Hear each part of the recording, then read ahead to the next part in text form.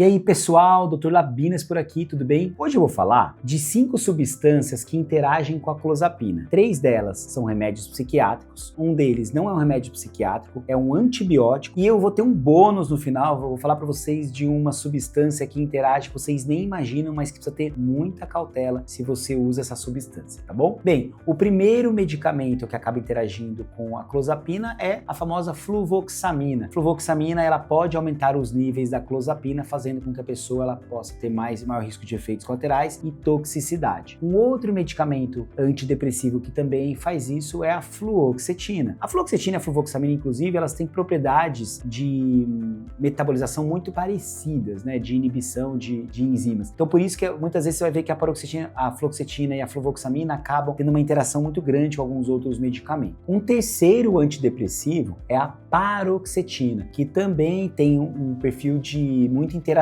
medicamentosa como esses 2 anteriores que eu falei. Vocês lembram que eu falei de um antibiótico que também interage bastante com a clozapina? É o ciprofloxacino. O ciprofloxacino é inclusive um antibiótico muito usado em infecções de urina, por exemplo, né? Então ele acaba tendo uma interação com a clozapina, aumentando os níveis séricos dela. Qual que é a grande questão? Se você vai tomar ciprofloxacino, tem que avisar o seu psiquiatra, porque às vezes você vai precisar reduzir por uns dias a dose da clozapina e depois voltar a aumentá-la. Nunca suspender, obviamente, a clozapina, tá? Mas sempre informe o seu médico. Aliás, toda vez que você for tomar um remédio diferente daquilo que você toma usualmente, nunca faça sem prescrição médica e sempre questione o seu médico. E aí eu vou falar para vocês a quinta e última substância, a substância bônus que eu falei brincando com vocês ali, porque é algo curioso, inclusive. Mas antes de falar, eu vou pedir para vocês já curtirem, já compartilharem esse vídeo com todo mundo que de repente você conheça, que toma um medicamento, e se inscrever no canal, porque aqui eu sempre falo de saúde mental, transtornos psiquiátricos, como lidar com situações adversas na vida e também de psicofarmacologia. Bem, então qual é essa substância? É o tabaco,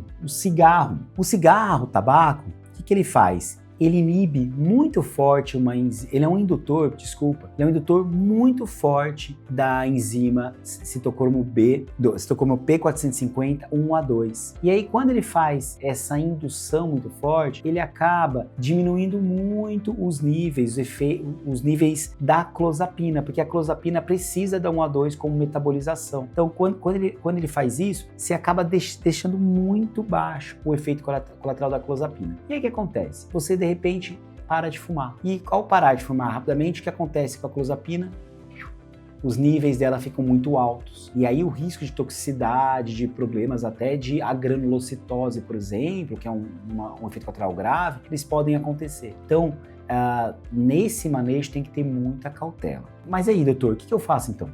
Eu preciso parar de fumar. Aliás, o ideal é parar de fumar, né? Claro. Então, aliás, antes eu vou falar um comentário. Vocês já viram que antigamente tinha muito isso, mas ainda ocorre? Em clínicas psiquiátricas de internação, muita gente fumando, e às vezes o psiquiatra deixa as pessoas fumarem, não é pela abstinência do tabagismo nem nada. Algumas são porque as pessoas precisam continuar fumando para conseguir manter os níveis que eles precisam da clozapina, e até durante a internação vai reduzindo aos poucos para que a clozapina não aumente muito rapidamente. Então isso acontece. Então por isso você às vezes vê em clínicas de internação isso ocorrer. Mas aí o que você faz? Tanto nessas clínicas de internação quanto no dia a dia, o paciente precisa parar de fumar, né? Então, às vezes você vai falar, tá, doutor, eu quero parar de fumar, o que eu faço? Nesse caso, você vai ver com o seu psiquiatra. Por quê? Porque você vai ter que ir diminuindo aos pouquinhos o nível, a quantidade do cigarro e diminuindo também o nível da clozapina. Ou então, você diminui mais o nível da clozapina, bem mais, e aí você pode parar subitamente o cigarro, mas de um nível que seja controlado. Então,